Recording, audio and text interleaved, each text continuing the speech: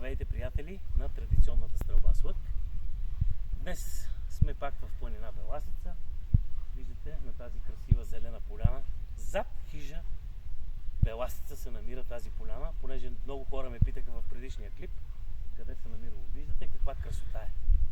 Кестените, които са цъфнали, слънцето, което грее днес невероятно. И 30 метра мишената, но в средата на мишената има листо от кестен, тъй като Беласица е известна с кестените, и ще направим демонстрация с 6 стрели карбонови, лъка на Петър Бугар, мишената и листото.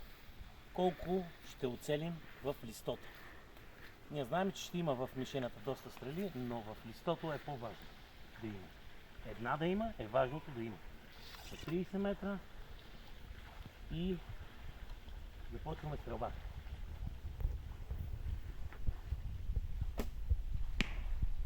Още първата стрела е в листото.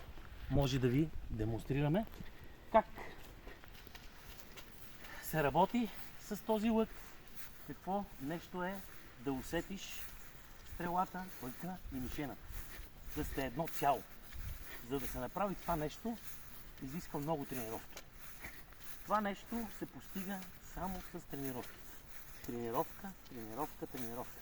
И се получава така, че нещата имат своето възмездие. Получава се ето това.